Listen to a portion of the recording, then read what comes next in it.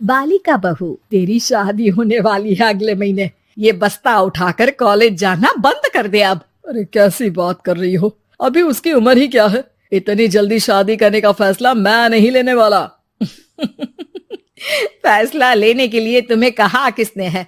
अरे मैंने कह दी शादी है तो है अगले महीने। बेचारी अमिता करती भी तो क्या, छोटी सी उम्र में बन जाती है अपने से 2 गुने उम्र के आदमी की बीवी। शादी के बाद देर रात पति घर आता है। खाना लगाओ, भूख लग रही है। अमिता खाना लगाती है। ये क्या बनाया है? वो सारा खाना फेंक देता है। कर्म ही खराब थे जो इतनी कम उम्र के लड़के से शादी करा दी। तभी वहाँ अमिता की सास आ जाती है। अरे हमें क्या पता था कि ये इतनी कामकाज में ढीली है। इसकी माँ ने तो कहा था रॉकेट की स्पीड से काम करती है।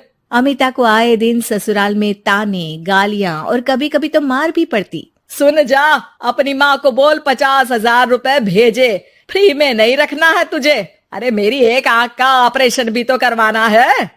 अमिता को सास घर से निकाल देती है। अमिता परेशान होकर मायके की ओर जाती है। वो घर तो पहुंचती है लेकिन वहाँ ताला लगा है। अरे अमिता बेटी, क्या हाल बना रखा है तेरे पति ने? कहाँ है वो?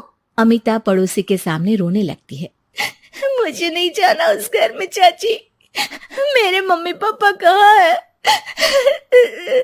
उन लोगों ने तो ये मकान छोड़ दिया बिटिया। वो लोग तो कहीं और शहर चले गए। तुझे नहीं बताया? अमिता जोर जोर से रोने लगती है। नहीं बताया? ये क्या कर गए माँ पिताजी मेरे साथ? मेरी जिंदगी तो नर्क से भी खराब है। अब मैं क्या करूं? अमिता रोते हुए वहाँ से जा रही होती है कि उसे एक औरत मिलती है। अरे सुनो तो, रो क्यों रही हो? तो क्या करूं? हंसू? अमिता उस औरत को अपनी सारी कहानी बताती है। देखो, मेरा सिलाई का काम है। अगर तुम चाहो तो मेरे साथ ये काम कर सकती हो। बदले में मैं तुम्हें रहने की जगह, खाना और 1 दिन का 100 रुपया भी दूंगी।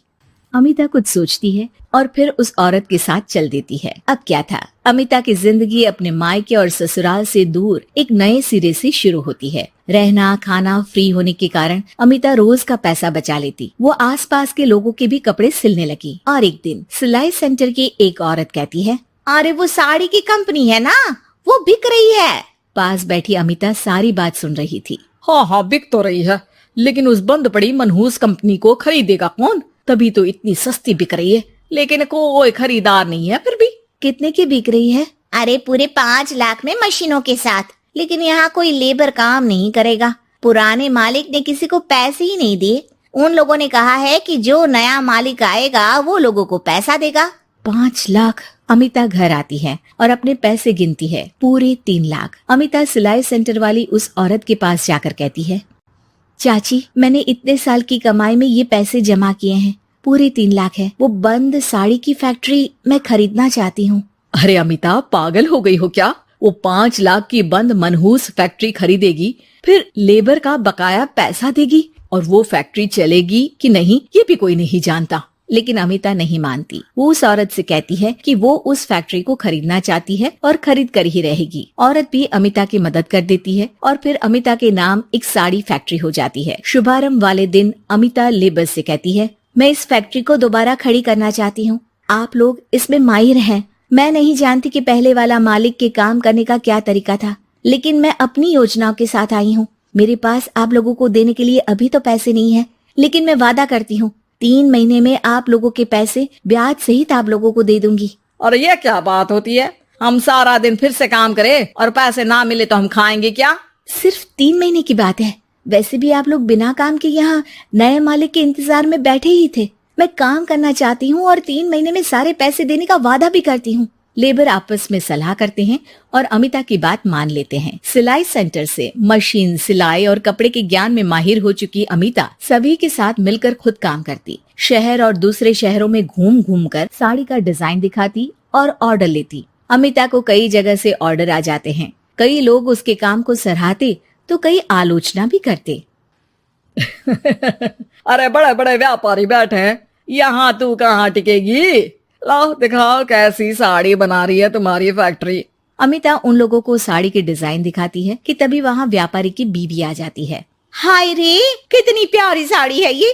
बड़ी महंगी लगती है, मेरे लिए ले लो ना जी। और हाँ, अपनी दुकान में भी रख लो इसे, बहुत बिकेगी मैं कहती हूँ। अमिता मुस्कुराती है। अरे सेठ जी, बड़े बड़े व्यापारियों से नहीं पर अच्छी डिजाइन और क्वालिटी से बाजार में चलती है। अब बताओ कितने का ऑर्डर है आपका? धीरे धीरे अमिता का आत्मविश्वास और बढ़ता है। बड़े बड़े ऑर्डर्स के लिए वो खुद लेबर्स के साथ मिलकर सारा दिन सारी रात काम करती। और फिर वो दिन भी आ जाता है जब अमिता को लेबर को पैसे देने होते हैं।